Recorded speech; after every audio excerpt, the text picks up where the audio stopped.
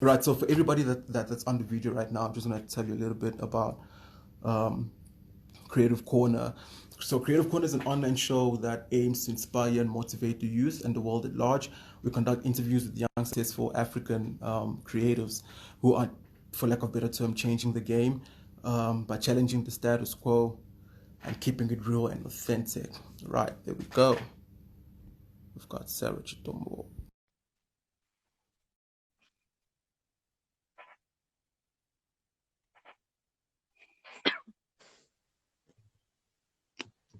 Hi, Sarah. How Hi, you doing? Chris. Can you hear me? I can hear you clearly. Can you hear me? Great. Okay, I this feel is like really my good. eye level is up there. You feel like you? My eye level is too high, so I'll drop it a bit. Oh, okay. How are you feeling? How are you? I'm good. I've had a pretty busy day just with work. Oh, yeah? So Yeah. yeah, but all good. How are you?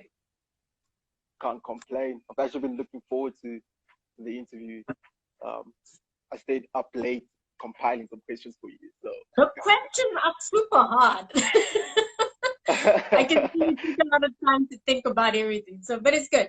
It's good. yes, definitely. I tried to do my research. And at the same time, I try to be authentic as well. So as to not just represent my point of view, but a point of view of a few other people that might be listening or watching. You know, Yeah. Sarah, before we get into anything, may please just give our viewers an introduction of who you are, what you do, and a little bit about Swift, please. Sure. My name is Sara Chitambo. I'm a communication strategist and filmmaker, and I'm also the co-spokesperson for Swift. Now, Swift is, it's in the name, it's Sisters Working in Film and Television. And we basically advocate and advance the rights of women working in the film and entertainment industry in terms of equal pay and creating Mhm. safe working environments for women. Right. So what's your biggest focus?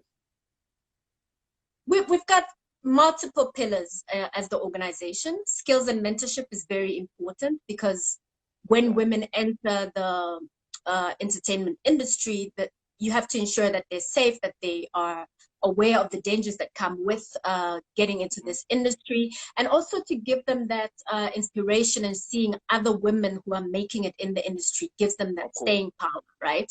So skills and mentorship is a big pillar of the organization. We have advocacy as well, and advocacy is what deals with ensuring that we're working on safe sets, ensuring that everyone is aware of the rights of women, LGBTQI community, etc. on Hmm. sets. So advocacy is also a big focus of Swift. So advocacy, skills and mentorship, and also just ensuring Getting the that women women's well equipped content for and the industry. representation is out there, you know. So the third pillar would be the sisterhood cinema, which we try to ensure that women's content has a platform and is Hmm. highlighted and given the spotlight as well, because representation matters in content that is made by women.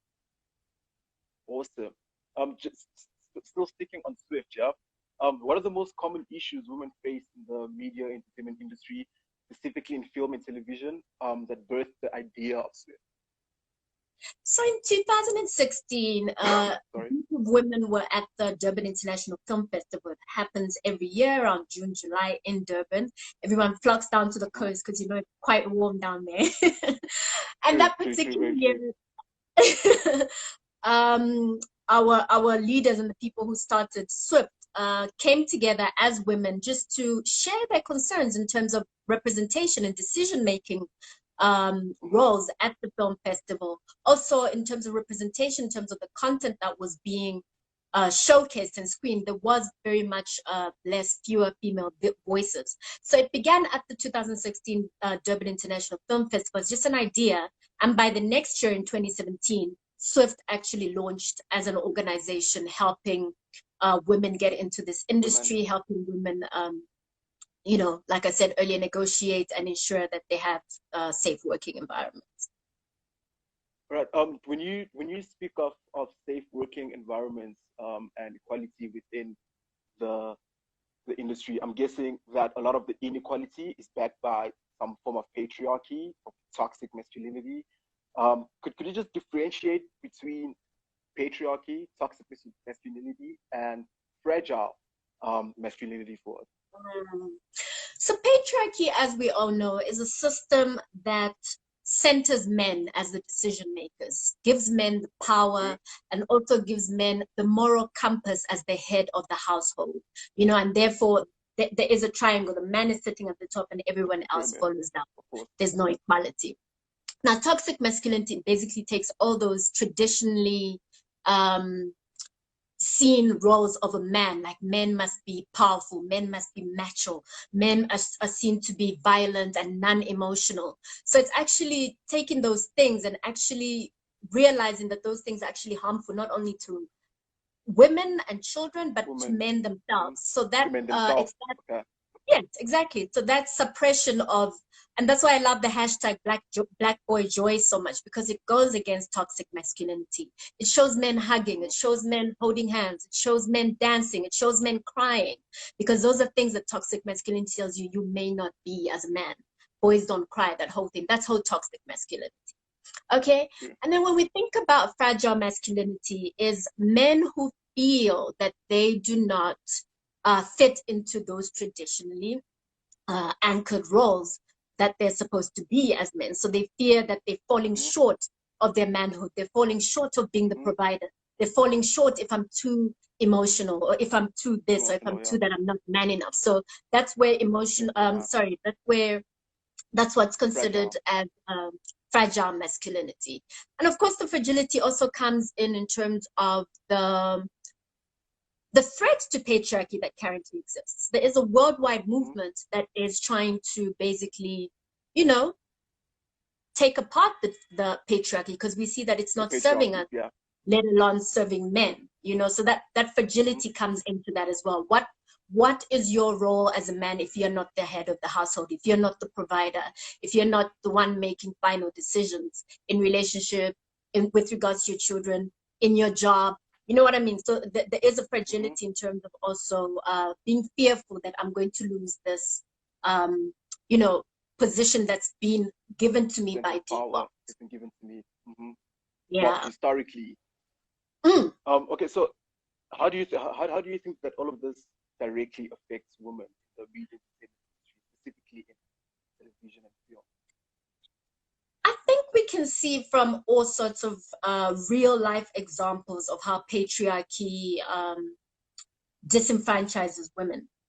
In the entertainment industry especially, we've heard about auditions that take place in hotel rooms. We've heard about directors who won't cast you unless you sleep with them. We've heard about, so those are ways in which men exert power, men in positions that make decisions, or in decision-making positions, that use that power to be able to get their way, but also to intimidate others, and it's usually younger women. True. I actually second that. Do you think that one is able to identify early signs, or just signs altogether, of toxic masculinity? I think we can definitely identify them very early on in all our lives. We're socialized different as boys and girls. Boys play with cars and wear blue. Girls wear pink and play with dolls. If you cross over to the other side, you're seen as different. You're seen as weird. You're seen as, you know what I mean? And these things are changing. And the fact that we can challenge these things now.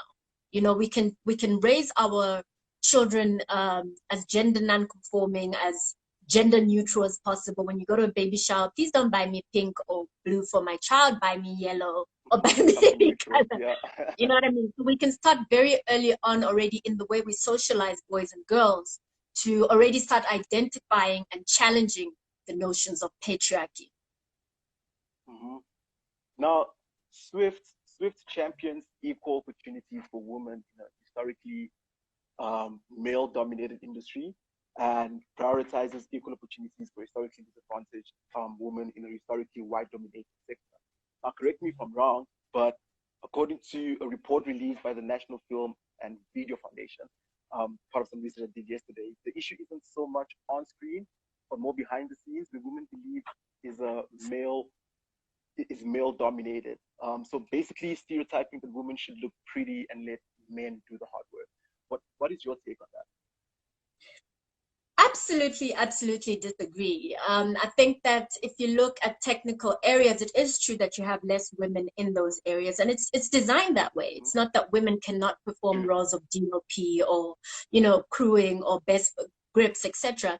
That is the way it's been designed because it's been a boys' club for so long. And we have some of the best DOPs in this country, such as Huapi Gabi. We have people like Lipumi Lelanga, Goduka. These are amazing women at the forefront of cinematic excellence in South African television and film, but yes, they've had to take a very long route to get to where they are in technical positions, because those were not traditionally seen as roles that women could occupy. Of course, there are areas where just physically a woman may not be strong enough to grip or carry certain technical equipment. You know what I mean? But it doesn't take away from even the editors, the behind the scenes in terms of, technical direction, etc. There are ways in which women can be more accommodated to take up technical positions. Mm-hmm. And as for on-screen, women are represented as commodities and are over-sexualized to continue feeding this monster of patriarchy, with Black women being the most incorrectly represented. Do you think that normalizes the patriarchy and suppresses women's opinions, views, and ultimately their voices? I think definitely. If all we see in storylines with Black women is coming from a broken home, single mother, being abused, etc., those things start to be normalized, right? There are very few characters in which women take the lead, in which women are in decision-making positions, in which women, and there's something called the Bechdel-Wallace test, and it's basically saying, in whatever content that you are consuming, that again for me? It's the Bechdel-Wallace test. Bechdel, B-E-C-A-D-E-L, Wallace. And she's a cartoonist from the 1980s. And basically, it says, in any content that you're consuming, are there at least two women? And these two women, do they talk to each other? And when they talk to each other, do they talk to each other about anything other than men? So usually the premise around women is centered around the male characters, centered around me and my girlfriends catching up and talking about our bays, etc. But there's such a wide spectrum. Women empowering each other. Exactly. So in terms of representation, it's very important that we're not just seeing women, but what are they doing on screen, and what are they talking about, and what are they engaging in? It's not just seeing slay queens. It's not just seeing sexy women. You know what I mean? There's such a big spectrum to who women are, which is not represented on screen. True. And do you think that with everything that people are doing to somehow challenge that, do you see a promising future for women in the media entertainment industry?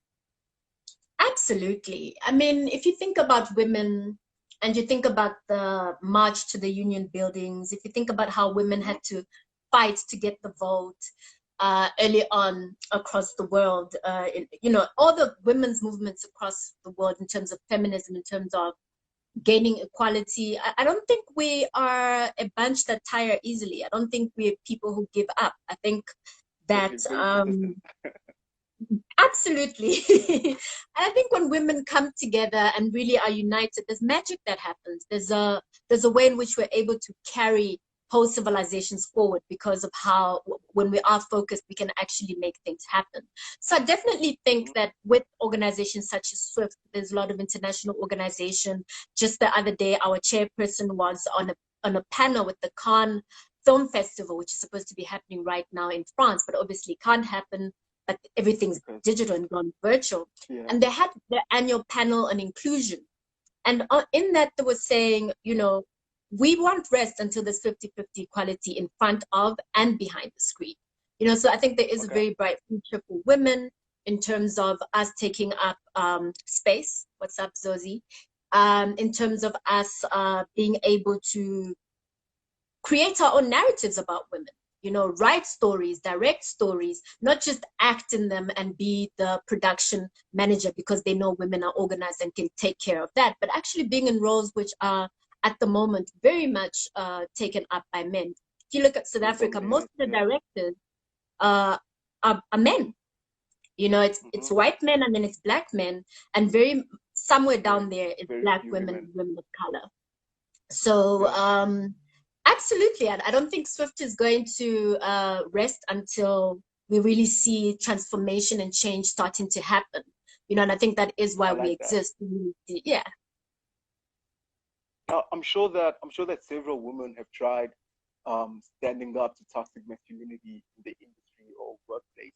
Does that often lead to some sort of backlash or repercussions, or are they heard and are changes made? Chris, if you think about it, if you think about our former president, Jacob Zuma, if you think about the current sitting American president, Donald Trump, these are all men who were accused of rape. These are all men who have allegations of sexual misconduct against them, and they can still go up and attain the highest office in the land. The women who accuse them are exiled. The women who accuse them are ostracized and, you know, really start to live on the fringes of society. When did you last hear of Monica Lewinsky? Do you know what I mean? Have you heard Cece's new song since she accused her former husband and label boss of gender-based violence? Do you know what I mean? So all these things show you that there are dire consequences for standing up against masculinity. But I dare not say anybody must be fearful. I think we need to find safe spaces. We need to find organizations such as Swift and many others that exist, that empower women, that stand together with women, that give people a way to amplify their voice and push against not masculinity, but patriarchy. Patriarchy and toxic masculinity, definitely. Like toxic masculinity is obviously something that could get out of hand. As you mentioned, and from what we've seen over the years, do you think that toxic masculinity or all form of toxic masculinity contribute to gender-based violence? I think there is a direct correlation. If somebody is being told they are more powerful, their opinion matters more, they are to be respected at all costs, I think that does translate to behavior, and that does translate to notions of not being able to earn respect, but rather demanding it, you know? So I think that does translate directly into gender-based violence, and that can be seen on set, that can be seen in people's homes, that can be seen from what's happening currently with the lockdown in terms of how many calls are going to the gender-based violence command center. You know, while you're sitting at home, you're actually trapped with your abuser, and so it's a big problem, Chris. And I think it's something that you as men need to start speaking to each other about. It's not for women to dismantle patriarchy. It's up to you guys. You know, it's about being able to stand up to your boy who you know may have done something, being able to distance yourself from him and not feel like I'm breaking the bro code. Do you know what I mean? Because women won't be able to do it alone. And you will see that a lot of the time when we speak about patriarchy or dismantling patriarchy or gender-based violence, it's women on the panel. All these, everywhere I look, that's been happening. It's like, where is the male voice, and what are the other men who are saying not all men actually doing to reverse the effect? Apart from just the hashtag. Exactly. And I don't mean everybody. Yeah, go ahead. Oh no, sorry for cutting you. You can go ahead. No, I was just saying, I don't think everybody has to be an activist. I don't think everybody has to be marching in the streets or going to parliament or whatever, but I think it starts in our small circles. Like I said, it starts in your small areas of influence.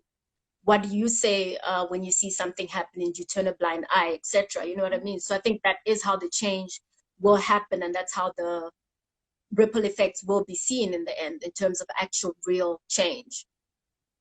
Definitely. I actually like what you said there. There's something I actually say quite often, that I don't believe in changing the world one little boy and girl at a time, because at the end of the day, it's still going back to mass crowds that have the exact opposite mindset, you know, and 1 to 100 is not going to work. So I think that we really have to work to try and change people's perspectives in masses.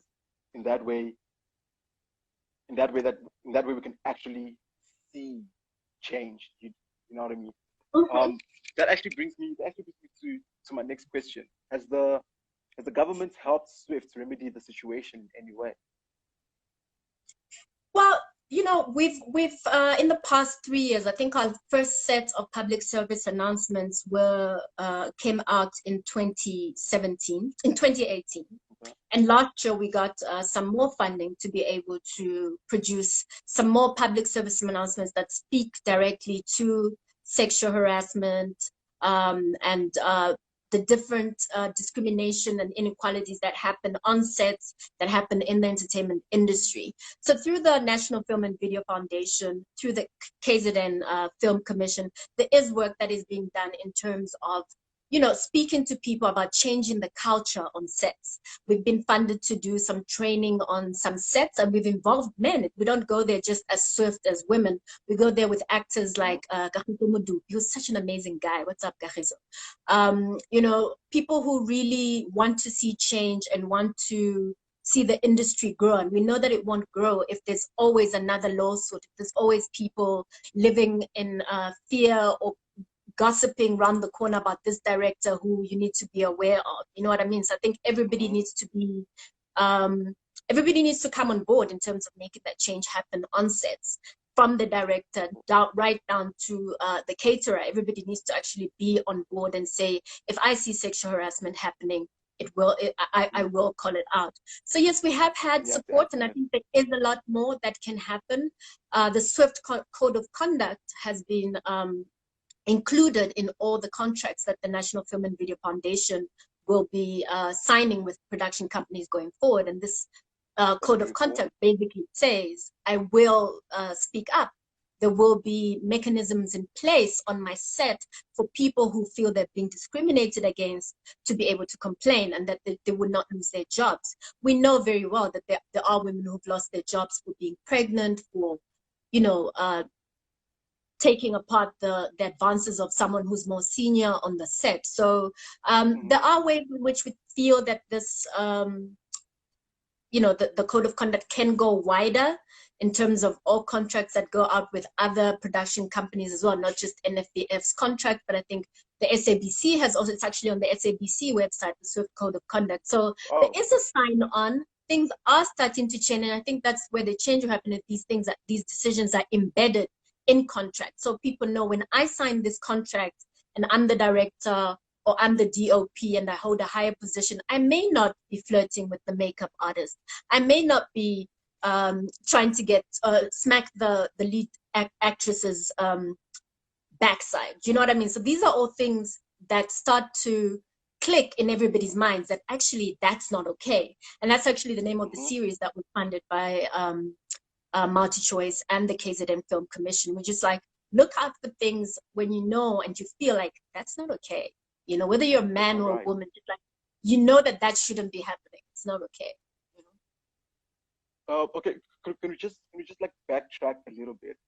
You mentioned the inequalities in the media and entertainment industry, and you mentioned the difference in pay.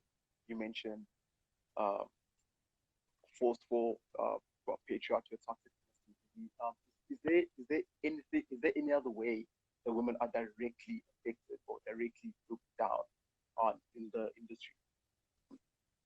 I think it's the positions held. You know, so you've talked about sexual harassment, you've talked about unequal pay, etc. But it's also the positions that we hold. So an example is, a man will go up much faster if we start at the same time in terms of ranking and hierarchy. If we both start as production assistants tomorrow, a man will go up much faster than a woman. There's, you know, And there's also obviously ways in which women are disenfranchised, such as you might fall pregnant. There's no childcare on set for you to be able to bring your child to set.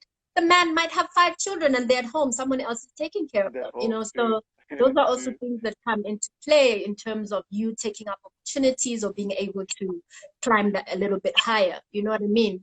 And just in terms of directors, like I said earlier, if you look at the ratio, the number of women directors, number of male directors, it doesn't mean that we all didn't go to AFTA and we're going to the same school majoring in directing, but you managed to go forward. It doesn't mean you're more talented than me, but there are opportunities that come through, you know, networks that exist and that, you know, are actually more favored towards men. And that is what we're trying to actually turn on its side and say, listen, there are ways in which we can accommodate female voices at decision-making level on set, and, you know, yeah. And Sarah, do feel free to answer the questions on the comments there. I see we have a question now. How do you prevent being blackballed in the industry when you speak out on toxic masculinity? That's a pretty good question. Yeah, it's so difficult. It's so difficult. So I don't know if you saw the hashtag a few weeks ago, so what, I'm pregnant. It was actually who felt pregnant, and there was actually a whole long list of others that came forward later in terms of, oh, I lost my job because you know, the director could, you know, and there are ways to go around this. It's like there's ways in which they could have written that pregnancy into the storyline. There's ways in which they can go about giving that person maternity leave and waiting for them to come back and, you know, writing the story so that it can accommodate them, you know. So I think the ways in which to empower people to be able to speak out is for people to know that there is help and there are mechanisms in which you can complain without risking losing your job or losing your livelihood. You know, and I think it's just finding out. The NFVF will be able to help. That's the National Film and Video Foundation. You can also call our advocacy wing at SWIFT. They'll be able to help you in terms of either whistleblowing or being able to speak out if you're fearful that that might have a negative consequence to your career or might backfire on you. All right. I think that brings me exactly to my next question. What would you say are SWIFT's solutions and programs to prevent toxic masculinity in the media and entertainment industry? I know that you've got a hashtag, Me Too, hashtag Me Too. I think that would be one of the mediums that you use. Could you just tell us a little bit more of the programs and solutions that SWIFT has implemented? Yeah. So, for example, wherever we can, we hire women.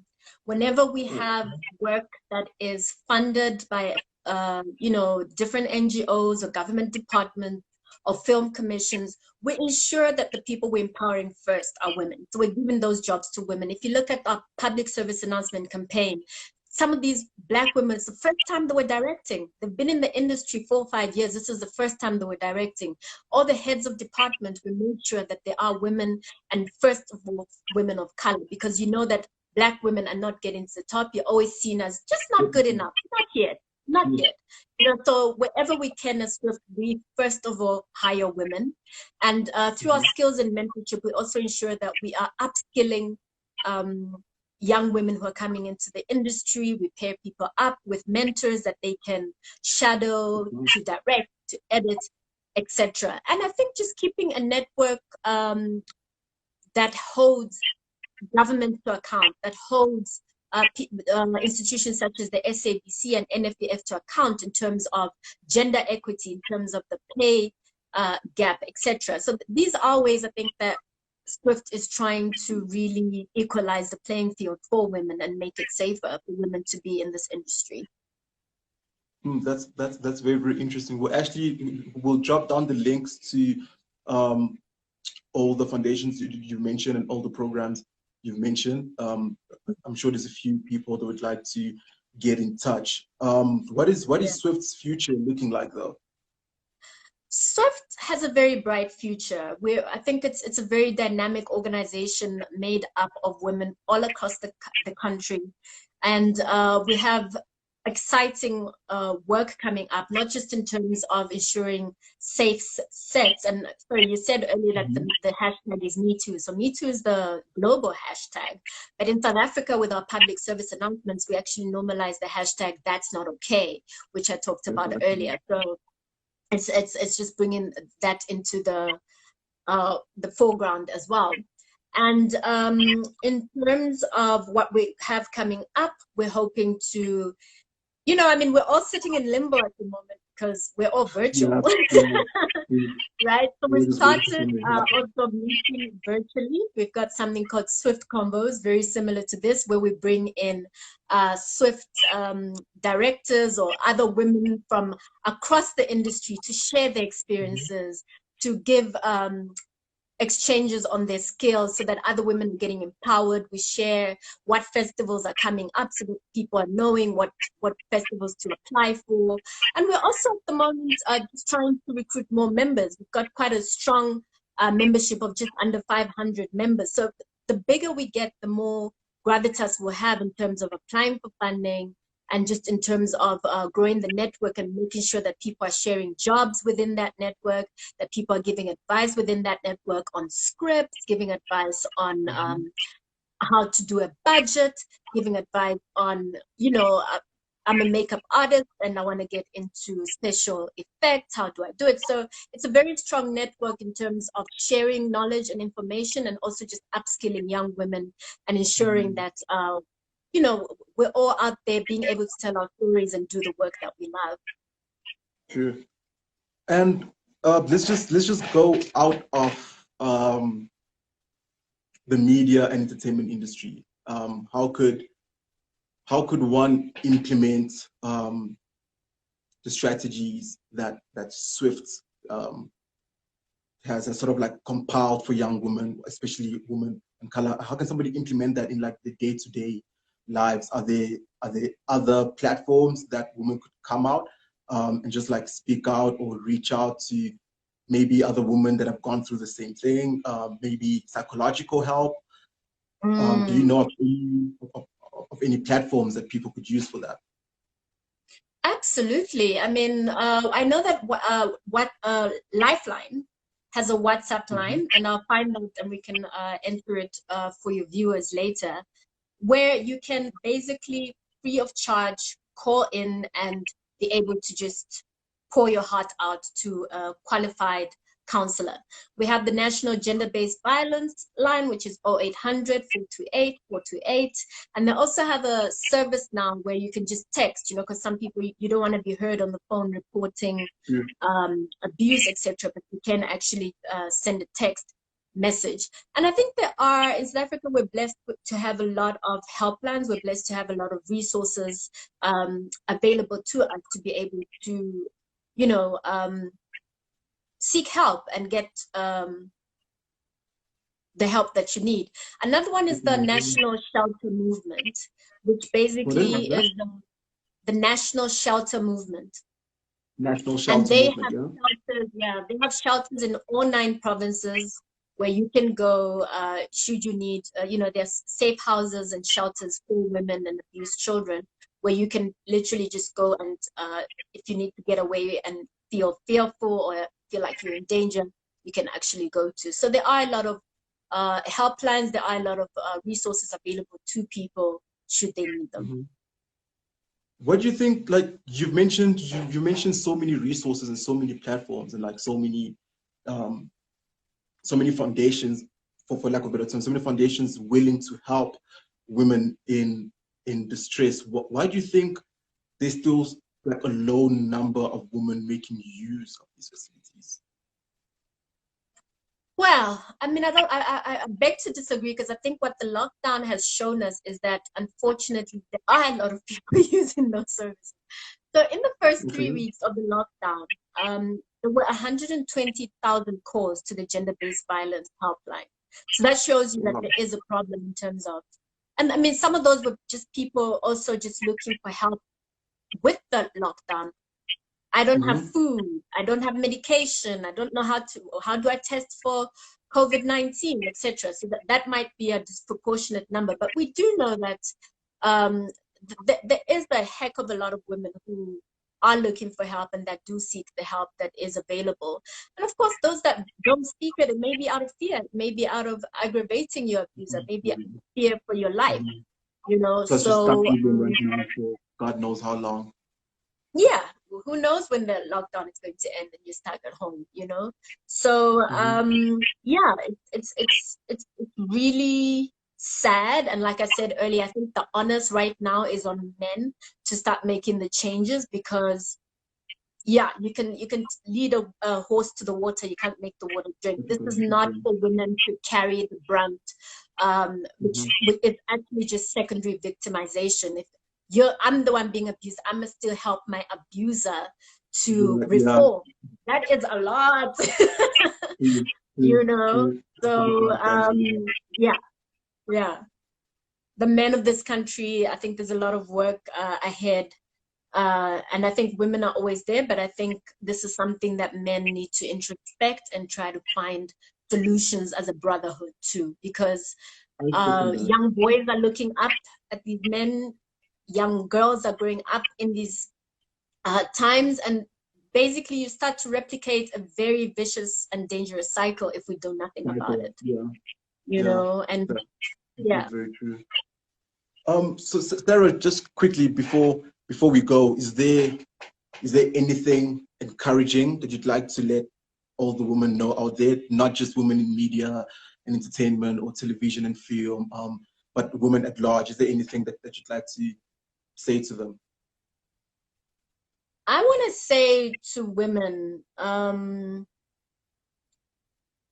that everything we need to change the world is within us. That there is nothing that the rich experience of being a woman, being a life giver, being the strong, flippant, intuitive beings that we are, that we should let anybody oppress us, regardless of where we come from, regardless of what society tries to tell us being a woman is, what being beautiful is, what being wife material is.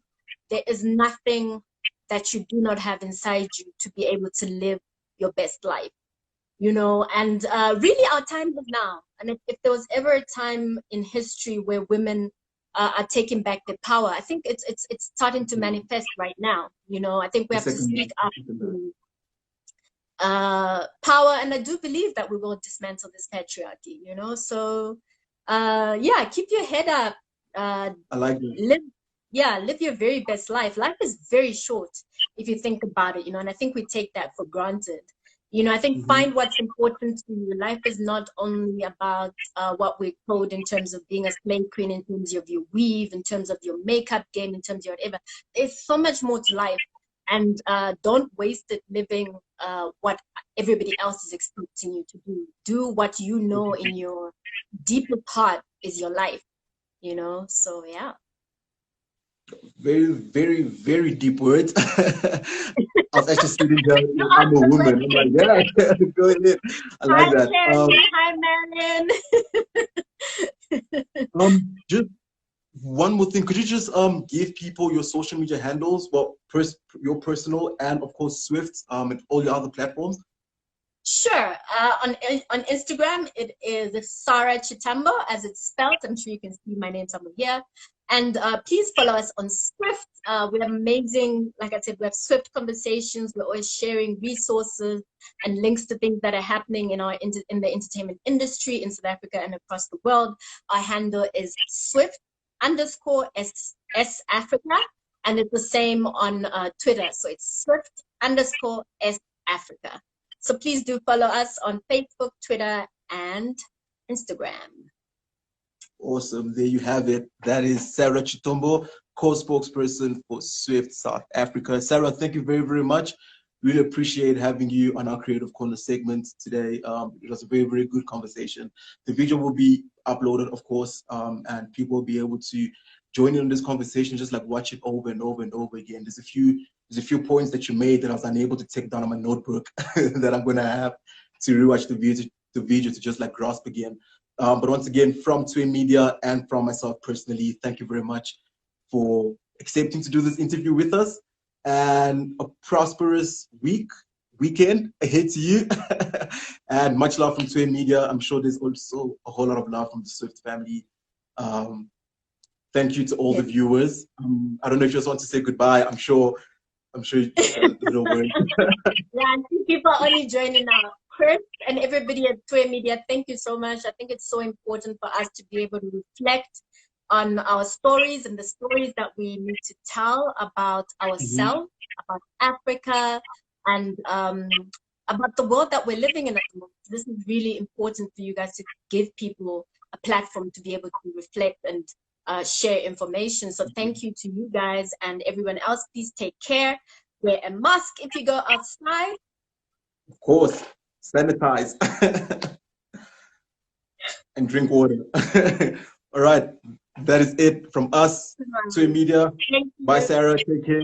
Goodbye to the viewers. Have a good one. Goodbye.